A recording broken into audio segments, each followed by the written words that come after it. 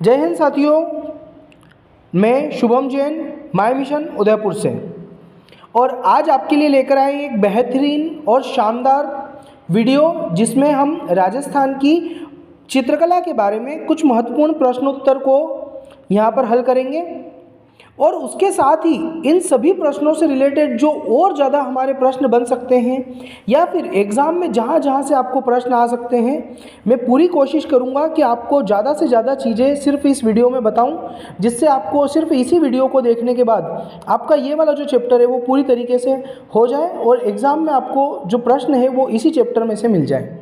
तो चलिए इस वीडियो की हम शुरुआत करते हैं और आपको ध्यान रखना है कि प्रश्न आपके सामने स्क्रीन पर है, साथ ही उसके ऑप्शंस भी दिए हुए हैं। आप कोशिश कीजिए कि आप उस प्रश्न का उत्तर मुझे कमेंट में ज़रूर दें और फिर मैं आपको उसका उत्तर दूंगा, तो आप सुनिए और आराम से उस उत्तर को देखिए और इसके साथ ही मैं उसकी सारी डिटेल भी आपको बताऊंगा, तो ये चैप्टर आपका यहीं पर अच्छे से पूरा भी हो जाएगा। तो चलिए आगे बढ़ते हैं। पहला प्रश्न हमारे सामने स्क्रीन पर है कि बूंदी शैली, कोटा शैली, झालावाड़ उपशैली राजस्थानी चित्रकला को किस श्रेणी में वर्गीकृत किया गया है? दीजिए जवाब। आप अपना उत्तर कमेंट में लिखिए। तो इसका सही उत्तर होगा हाड़ौती स्कूल। बिल्कुल दोस्तों, हाड़ौती स्कूल की अगर हम बात करते हैं, हाड़ौती शैली की बात करते हैं, तो इसको हमने पढ़ा है कि राजस्थान का एक भौगोलिक क्षेत्र है जो राजस्थान के दक्षिण पूर्व में स्थित है, जहां पर मुख्य रूप से 4 जिले कोटा, बारा, बूंदी और झालावाड़ आते हैं और इस पूरे क्षेत्र को हाड़ौती क्षेत्र के नाम से जाना जाता है। साथ ही इस क्षेत्र में जो बोली बोली जाती है उसे हम हाड़ौती बोली के नाम से भी जानते हैं। अगर बात करें थोड़ी सी इसकी, तो आपको कुछ चीज़ें जो यहाँ विशेष रूप से ध्यान रखनी है कि अगर जैसे हम बात करते हैं बूंदी शैली की, तो एक विशेष प्रश्न आपका बूंदी शैली पर बनता है। ध्यान रखिएगा कि बूंदी शैली जो है वो पशु पक्षी शैली और स्पेशली पक्षी शैली के रूप में जानी जाती है। सर्वाधिक चित्रण बूंदी शैली में पक्षियों के देखने को मिलते हैं। एक एग्जाम में प्रश्न अक्सर ये भी देखने को मिलता है कि जो बूंदी शैली है, ठीक है ना, उसका विकास जो है वो सुरजनहाड़ा के समय में हुआ था, लेकिन उम्मेद सिंह जी का काल जो है इस बूंदी शैली के सर्वाधिक विकास का काल है और उम्मेद सिंह के काल को बूंदी शैली का स्वर्ण काल भी कहा जाता है। अगर बात की जाए तो उम्मेद सिंह ने बूंदी में चित्रशाला का निर्माण करवाया। ये प्रश्न काफ़ी ज़्यादा परीक्षाओं में आता है और बूंदी शैली का श्रेष्ठ उदाहरण चित्रशाला है, जिसे भित्ति चित्रों का स्वर्ग भी कहा जाता है। ध्यान रखिएगा, तो भित्ति चित्रों का स्वर्ग चित्रशाला को बोलते हैं। चित्रशाला बूंदी में स्कूल स्थित है। किसने बनवाई है? ध्यान रखिएगा, उम्मेद सिंह जी ने बनवाई है। अब अगर थोड़ी सी और हम यहाँ पे बात करते हैं तो बूंदी शैली जो है इस पर मेवाड़ शैली का अधिक प्रभाव पड़ा है। रागिनी भैरव और राग दीपक जैसे चित्र हमें बूंदी शैली में देखने को मिल जाते हैं। अगली हमारी यहाँ पर जो कोटा शैली दी हुई है, तो ध्यान रखना, कोटा शैली की विशेषता है कि इस शैली में शिकार के दृश्य सर्वाधिक देखने को मिलते हैं। सबसे बड़ा प्रश्न इस पे जो बनता है, रानियों और नारियों को शिकार करते हुए किस शैली में दिखाया गया है? तो ध्यान रखिएगा, कोटा शैली है जहाँ पर रानियों और नारियों को शिकार करते हुए दिखाया गया है। इस कोटा शैली पर वल्लभ संप्रदाय का प्रभाव अत्यधिक पड़ा है, ये भी आपको याद रखना है। और इसके जो चित्र हैं वो हमें झाला जालिम सिंह की हवेली में देखने को मिलते हैं, जहाँ पर शिकार के दृश्यों का चित्रण भी हुआ है। ठीक है, इसके बाद हम आगे बढ़ते हैं। अगली हमारे जो झालावाड़ उपशैली दी है, झालावाड़ के बारे में भी कुछ प्रश्न जो महत्वपूर्ण हमारे परीक्षा के लिहाज से रहते हैं। ध्यान रखिएगा, झालावाड़ को राजस्थान का नागपुर बोलते हैं, संतरों के लिए प्रसिद्ध है। झालावाड़ में झालरापाटन है, जिसे घंटियों का शहर, सिटी ऑफ बेल्स कहा जाता है। और इसी झालरापाटन झालावाड़ में 7 सहेलियों का मंदिर है जो भगवान सूर्य को समर्पित है। और इसकी विशेषता ये है कि भगवान सूर्य जो है वो घुटनों तक जूते पहने हुए है। तो आपको ये भी चीज़ यहाँ पर ध्यान रखनी है। तो इस तरीके से मैं आपको सारी महत्वपूर्ण चीज़ें लेकर चल रहा हूँ। तो मेरे ख्याल से आप सभी के दिमाग में अच्छे से बैठ गया होगा कि हाड़ौती स्कूल कौन सी है और उसके अंतर्गत कौन कौन सी शैलियाँ आती हैं। अब बढ़ते हैं हमारे नेक्स्ट प्रश्न की ओर। हमारा अगला प्रश्न जो है वो है रामनाथ, तुलसीदास, सवाई राम और लाडली दास। रामनाथ, तुलसीदास, सवाई राम और लाडली दास ये किस चित्रकला शैली से संबंधित है? बताइए आप, आपका उत्तर क्या है? रामनाथ, तुलसीदास, सवाई राम और लाडली दास का संबंध किस चित्रकला शैली से है? तो चलिए हम बढ़ते हैं। इस चित्रकला शैली का नाम है किशनगढ़ शैली। मेरे ख्याल से आप सभी किशनगढ़ शैली से बहुत अच्छे से परिचित होंगे। अब किशनगढ़ शैली के बारे में कुछ महत्वपूर्ण बातें मैं आपको बता देता हूँ। पहला ही तो आपको ये याद रखना है कि आप मुझे कमेंट में बताइए किशनगढ़ शैली जो है वो किस स्कूल के अंतर्गत आती है। बताइए किशनगढ़ शैली किस स्कूल के अंतर्गत आती है, और उसके बाद फिर मैं आपको बताऊंगा कि किशनगढ़ शैली में आपके लिए महत्वपूर्ण क्या क्या बातें हैं। चलिए, आपने अपना उत्तर दिया। किशनगढ़ शैली जो है वो मूल रूप से मारवाड़ शैली के अंतर्गत आती है, मारवाड़ स्कूल के अंतर्गत आती है।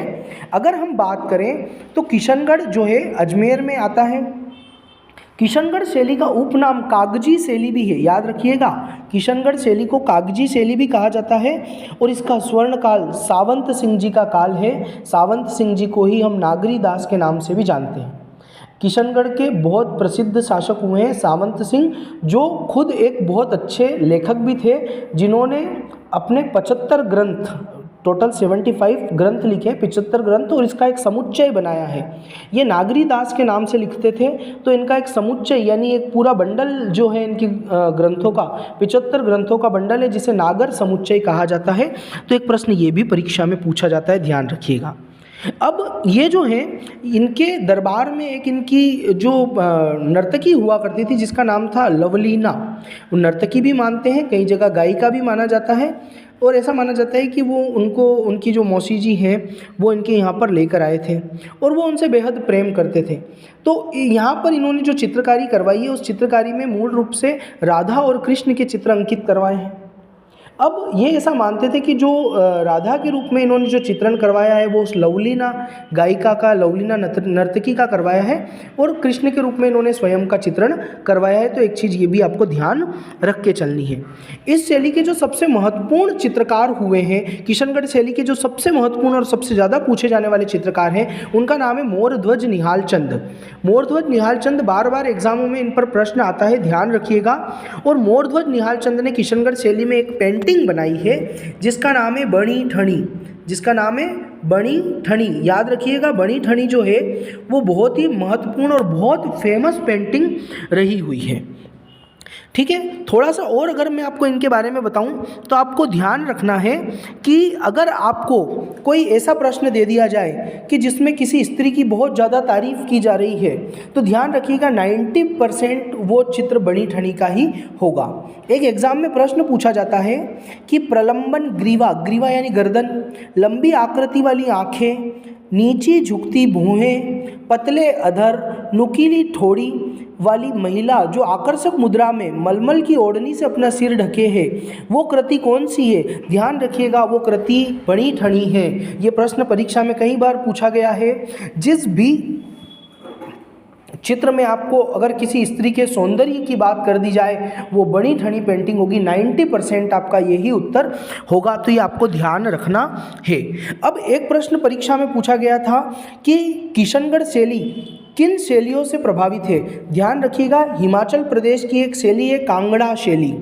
कांगड़ा शैली और ब्रज साहित्य दोनों से प्रभावित है किशनगढ़ शैली। रामनाथ, तुलसीदास, सवाई राम, सीताराम, बदन सिंह, लाडली दास, नानक राम जैसे चित्रकार जो हैं वो इस प्रसिद्ध चित्रकला शैली से संबंधित है। आपको ये भी चीज़ अच्छे से ध्यान रखनी है। और एक प्रसिद्ध महिला चित्रकार भी हुई है, ध्यान रखिएगा। किशनगढ़ की आपको ज़्यादातर किताबों में पढ़ने को नहीं मिलेगा। साहिबा, साहिबा किशनगढ़ शैली की एक प्रसिद्ध महिला चित्रकार भी हुई है।